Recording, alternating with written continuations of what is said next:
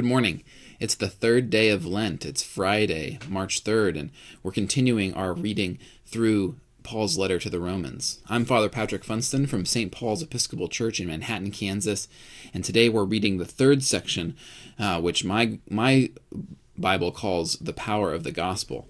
It's just two verses, chapter 1, verses 16 and 17. And here it is. For I am not ashamed of the gospel. It is the power of God for salvation to everyone who has faith, to the Jew first and also to the Greek. For in it the righteousness of God is revealed through faith for faith. As it is written, the one who is righteous will live by faith. That last line there is a quote from the prophet Habakkuk, the one who is righteous will live by faith.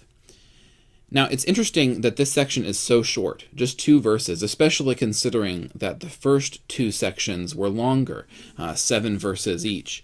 Why is it so short? Well, it's so short, I think, because the way that my Bible, at least, is written, it wants us to focus on these two verses. And there's a good reason for that. Having introduced himself in the salutation and given thanks for the hearers of his gospel message, Paul then moves into the thesis statement of his letter. These two verses tell us exactly what Paul is going to be trying to argue. Just like a thesis statement in an academic paper, and this is the section that if you were to look at any two verses in the entire gospel, or in the entire letter, these would tell you exactly what Paul wants to do here. He wants to make sure that people understand that the power of God is for salvation is for all. Is for everybody. And he's going to demonstrate over the course of the next 16 chapters that that is the case. And he's going to use evidence from the Old Testament. He's going to use evidence from the life of Christ. He's going to use as much evidence as he can to muster the knowledge and understanding among his listeners that the salvation of God promised through Christ is for all. That yes, it came to the Jew first, but it also came to the Greek. Obviously, when he's writing to the people in Rome, he's mostly writing to Gentile Christians. Here he calls them the Greeks. But when he uses the word Greek, he's talking about everybody. The word of the day today is a very important word. Obviously, if this is the thesis statement, everything in here is important. But one of the words that we're going to be revisiting over and over again as we work our way through this letter is the Greek word dikaiosune. Dikaiosune is a word that we translate as righteousness.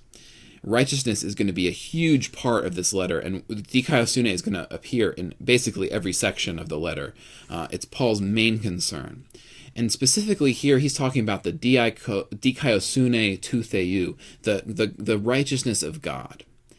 Paul sees righteousness as the work that God does to set right the world.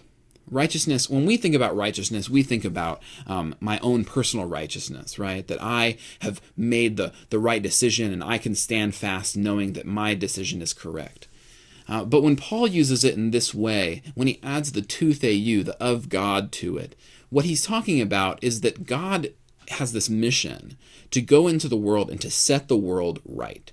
That the world is messed up, that there's something, Paul will talk about it more later on, but the power of sin and death have infected the world.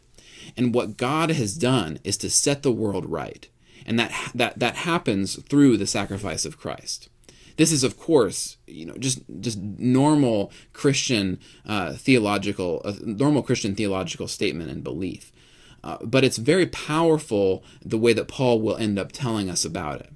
Because it has to do not only with this one-time sacrifice of Christ, but it has to do with the entire narrative, the entire story of God's work. Starting with Abraham, which is where the next sections will begin to take us, but ultimately leading to Christ.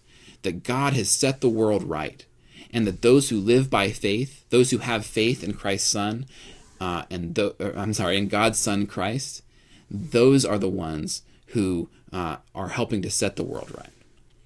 So our thought for the day. Habakkuk says, the one who is righteous will live by faith. Paul quotes it. How are you seeking to work on God's righteousness in the world? God sets the world right in the sacrifice of Christ, but there's still work to be done.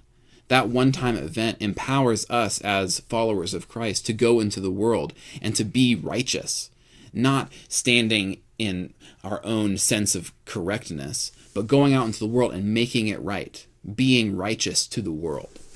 How are you going to take this Lent as a way to empower yourself as a righteous follower of God, one who sets things right? Have a great Friday in Lent.